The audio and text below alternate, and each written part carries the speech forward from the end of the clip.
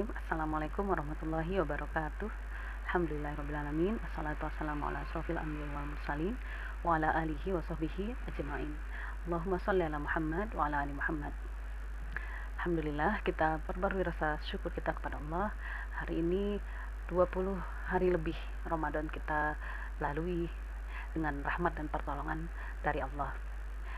Semoga 10 hari berikutnya, kurang dari 10 hari berikutnya, semoga kita mampu memaksimalkan, tentu saja dengan pertolongan Allah. Banyak-banyak berdoa. Ayah bunda yang dirahmati Allah, juga anak-anak yang kubanggakan, hari ini, bukan hari ini, sebelumnya Bu Maila sedang asik membuka kembali buku cerita sirah anak-anak tentang apa saja gitu, tentang apa saja. Lalu berhenti pada cerita berhenti pada cerita di perang Badar gitu. Nah, pada Ramadan yang seperti yang kita ketahui, pada Ramadan Ramadan tahun kedua Hijriah, pada tanggal 17 Ramadannya terjadi juga perang besar yang awalnya niatnya cuma mencegat kafilah dagang kaum Quraisy, malah terjadi perang yang besar, perang kubro, yaitu perang Badar. Nah, seperti yang kita ketahui, rombongan Rasulullah, prajurit Rasulullah, pasukan Rasulullah berkemah di sekitaran Uhud, di bawah gunung, di kaki gunung Uhud, di lembah Uhud, tepatnya di lembah Uhud. Nah, dan kemudian seperti cerita yang kita pahami, ada usulan untuk menguasai mata air, begitu ya, dengan strategi seperti itu. Nah, saat itu juga yang kita tahu, jumlah kaum muslimin saat itu kalah ya, jumlahnya sekitar, yang menurut riwayat ada 300 sekian gitu ya, ada 330, tapi Mela akan mengambil yang 314 orang dengan peralatan seadanya. Mereka hanya punya 2 ekor kuda dan 70 ekor unta, sehingga harus bergantian menaikinya.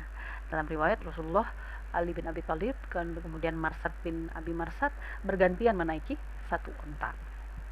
Nah, sementara itu pasukan musyrik Quraisy sangat lengkap. Mereka berjumlah 1000 orang dengan 100 ekor kuda, 600 baju zirah atau baju perang yang besi, dan unta yang banyak. Nah, kemudian panji saat itu, bendera saat itu ya, panji tertinggi pasukan muslimin saat itu berwarna putih, dipegang oleh Mus'ab bin Umair. Pasukan muslim dibagi menjadi 2 kelompok. Ali bin Abi Thalib membawa panji kelompok Muhajirin, kemudian Sa'ad bin Mu'az membawa panji kelompok Ansor. Nah, ingat waktu itu Rasulullah sudah berhijrah ya. Nah, Rasulullah Shallallahu Alaihi Wasallam bertindak sebagai panglima perang yang mengendalikan semuanya.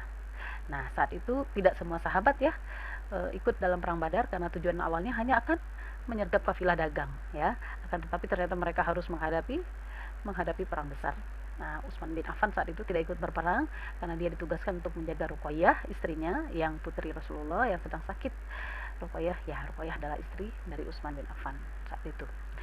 Nah, cerita itu cerita perang Badar itu dramatiknya, maksudnya diceritakan, kalau dulu guru saya waktu sekolah menceritakan perang Badar dengan sangat dramatik begitu ya, sampai dulu kami pernah membuatkan semacam semacam drama begitu, dan akhirnya ada permainan yang menstimulus kita untuk menjadi berani, menjadi percaya diri seperti itu. Nah, apalagi saat itu kalau kita berada di kelompok kaum muslimin gitu, kita sangat percaya diri membawa panji atau bendera yang berwarna putih, kemudian dengan gagah berani maju ke depan. Nah, karena kita kaum muslimin saat itu, karena kita sudah tahu ceritanya bahwa kita akan menang gitu. Tapi itu perasaan anak-anak saat itu ya. Nah, pasukan musyrik saat itu membawa juga kita skip saja yang itu. Di malam harinya Allah turunkan hujan yang lebat. Yang membuat kaum musyrikin saat itu agak kewalahan dengan hujan tersebut gitu ya. Agak kewalahan, sehingga mereka tidak bergerak. Maksudnya tidak bergerak, mereka sibuk mencari perlindungan agar tidak basah dengan peralatan, tidak basah dengan hujan dan segala macamnya. Sementara kaum muslimin saat itu, hujan membuat mereka bersih dan tanah yang dipijak menjadi kuat gitu ya. Hikmahnya begitu. Nah, Rasulullah terus berdoa Bahkan Rasulullah tidak sadar kain sorbannya terjatuh. Ya Allah, berilah aku pertolongan seperti yang telah engkau janjikan. Ya Allah, kalahkanlah mereka esok hari. Kira-kira begitu doanya. Nah, saat pertempuran mencapai puncaknya, Rasulullah kemudian berdoa, ya Allah, jika pasukan, bunyinya seperti bertawasul gitu ya. Terus, ya Allah, jika pasukan muslim hancur saat hari ini, engkau tidak akan disembah lagi gitu. Rasulullah berkata seperti itu. Kemudian Abu Bakar yang iba melihat sedih hatinya, hiba melihat Rasulullah, berkata, wahai Rasulullah, cukuplah, Allah pasti akan memenuhi janjinya, kata Abu Bakar.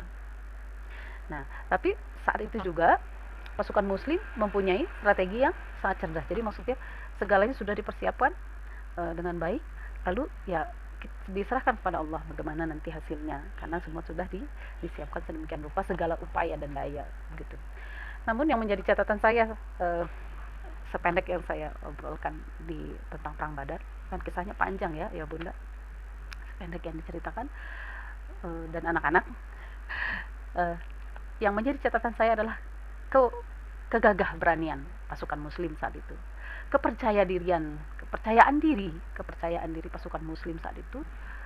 Kemudian ya selain strategi ya, kepercayaan diri, kemudian gagah beraninya pasukan muslim saat itu. Nah, didapat dari mana?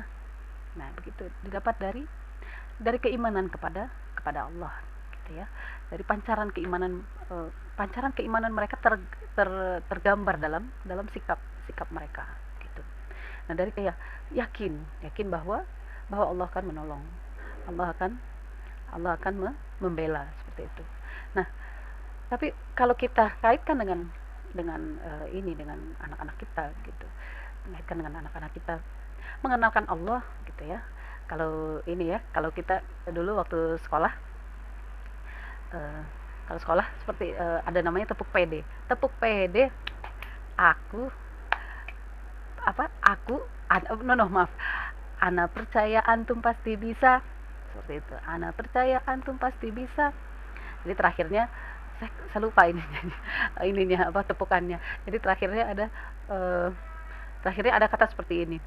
Eh, karena ana percaya antum pasti bisa, karena Allah bersama kita. Jadi relasinya kaitannya adalah kepercayaan diri itu timbul karena keyakinan kepada Allah seperti itu. Nah, begitu juga rasa percaya diri, gagah berani tadi akan menumbuhkan sikap bersungguh-sungguh, kemudian sikap bermujahadah seperti itu ya, bersungguh-sungguh,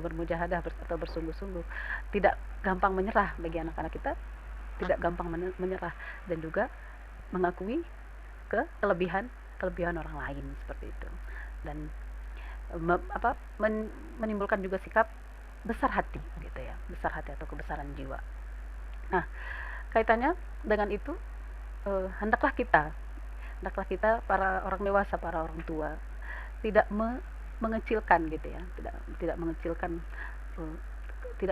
benih-benih kepercayaan diri terhadap benih-benih kepercayaan diri anak-anak kita gitu. Nah, dari mana maksud saya, faktor tumbuhnya kepercayaan diri, gagah berani dari seorang anak, itu faktornya adalah dari 3 faktor.